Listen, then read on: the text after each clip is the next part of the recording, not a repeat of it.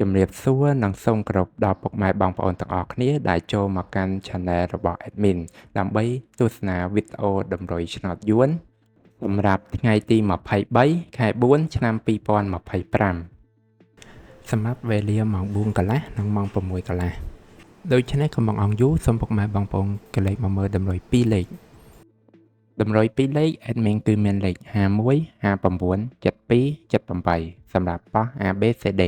បន្ទាប់មកខ្ទង់ O ខ្ទង់ O Admin គឺមាន O នៅខ្ទង់5និងខ្ទង់7បន្ទាប់មកគឺលេខពិសេស Admin គឺមានលេខ194គុណ802គុណនិង457គុណដែលលេខទាំងអស់នេះសុទ្ធសឹងតែជាលេខដែលមានសង្ឃឹមថានឹងចេញខ្ពស់សម្រាប់ថ្ងៃនេះអរគុណពុកម៉ែបងប្អូនទាំងអស់គ្នាដែលបានទស្សនាវីដេអូនេះពីដើមរហូតដល់ចប់ក៏ជូនពរពុកម៉ែបងប្អូនទាំងអស់គ្នាធ្វើការសងសំណាននៅថ្ងៃថ្មីទទួលបាននូវការហេងឆ្នះចំទាំងអស់គ្នាជាចុងក្រោយ Admin សូមពុកម៉ែបងប្អូនជួយ Like Subscribe និង Share ដើម្បីជាកម្លាំងចិត្តដល់ Admin ផងនិងដើម្បីពុកម៉ែបងប្អូនទាំងអស់គ្នាទទួលបាននូវវីដេអូថ្មីបានឆាប់រហ័សផងដែរ